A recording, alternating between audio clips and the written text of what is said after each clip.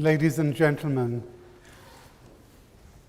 the motion before this House is preposterous because it exonerates the victims and it places, because it blames the victims and it exonerates the oppressor and the occupier.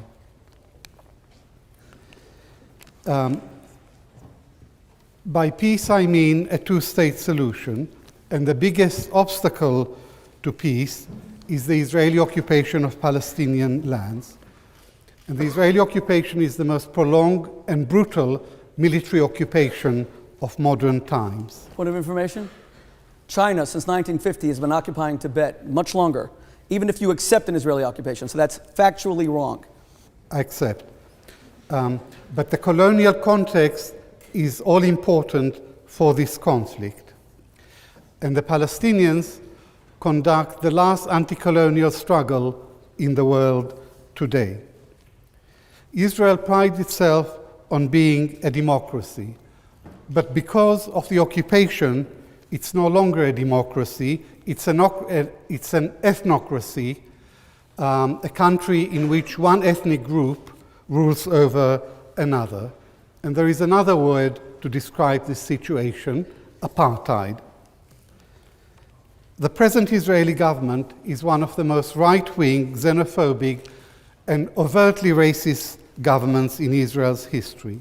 The ruling party is the Likud, and the Likud's manifesto at the last election explicitly rejects the idea of an independent Palestinian state.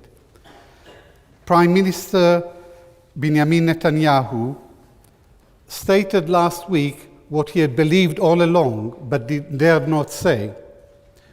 He said that only Jews have national rights in the land of Israel. This was following a cabinet decision on Sunday, which will introduce a bill to the Knesset, a basic law which defines Israel as the nation state of the Jewish people, and it would delist Arabic, the language of 20% of Israel's population, as an official language, and it will emphasize the Jewish character of the state at the expense of its democratic character. And Netanyahu's coalition partners, most of them, are much more extreme and fundamentalist than he is.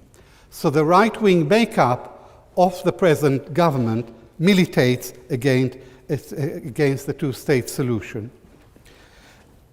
And all the policies of the present government are intended to prevent the emergence of an independent Palestinian state. This government is a very reluctant participant in the comatose peace process. The peace process is a charade. It's all process and no peace. But it's worse than a charade because it gives Israel just the cover that it needs to pursue its aggressive colonial project on the West Bank. The present government is hell-bent on settlement expansion, and settlement expansion is theft. Land grabbing and peacemaking don't go together. It's one or the other, and by its actions, if not by its words, this government has opted for land grabbing. This government has accelerated Jewish settlement in and around occupied Arab East Jerusalem in defiance of international law. This government continues to build the wall on the West Bank. It calls it a security barrier, and it claims that its purpose is security, but a much more important purpose of the wall is land grabbing. The wall is illegal. Maybe good fences make good neighbors, but not when the fence is built in the middle of the neighbor's garden. So Netanyahu is like the man who pretends to be negotiating the division of a pizza while he keeps eating it.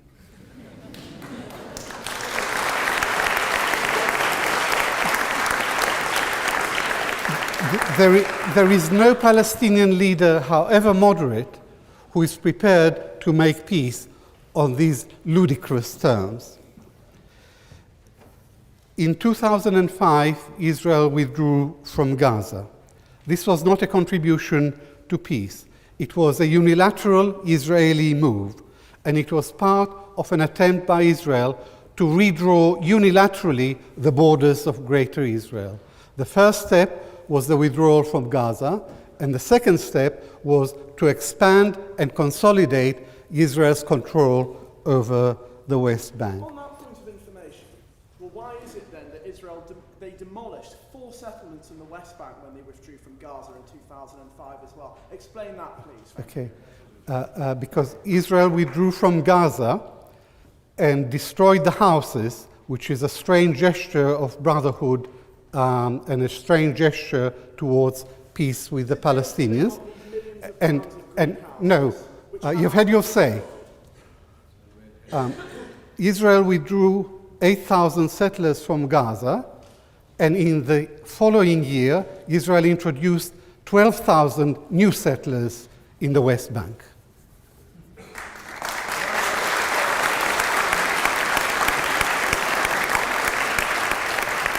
So as far as the Gazans were concerned, the result of this magnanimous Israeli gesture was to turn Gaza, to turn the Strip into an open-air prison.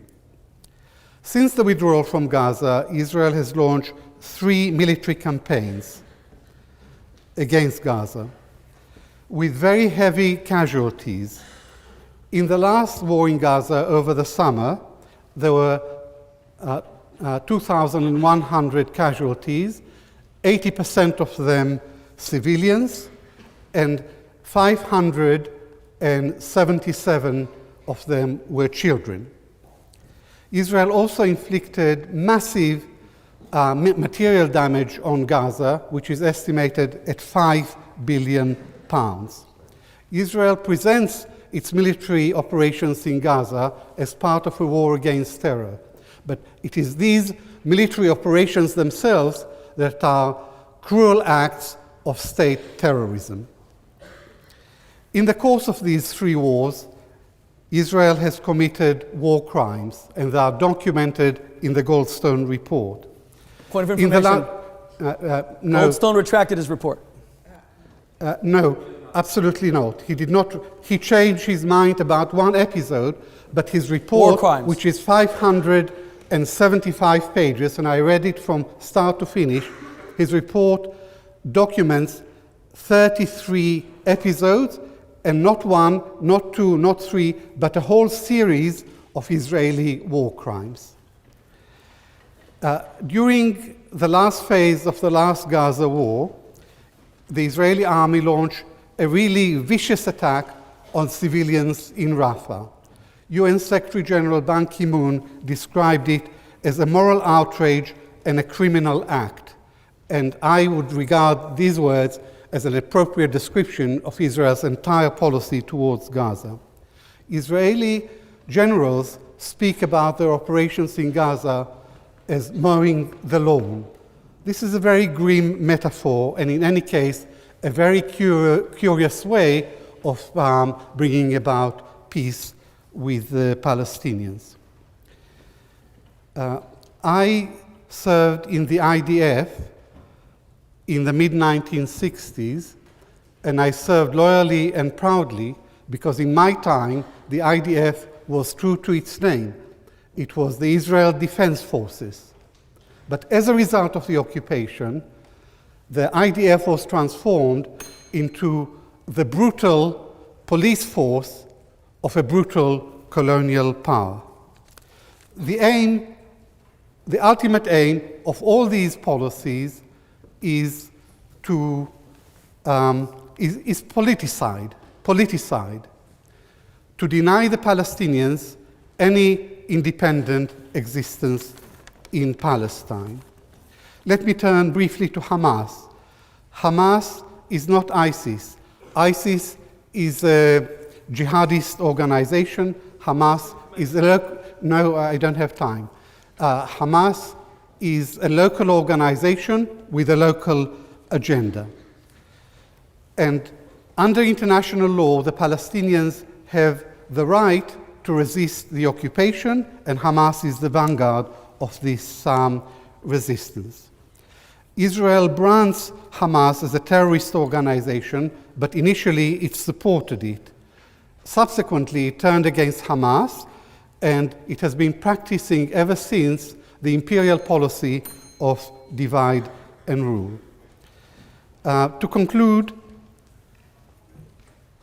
Hamas is an Islamic resistance movement ready for negotiations leading to a two-state solution. Israel is a reactionary and racist colonial power which relies on brute military force to impose its apartheid regime on the Palestinians. Israel is the main obstacle to peace, and I reject this motion with some vehemence.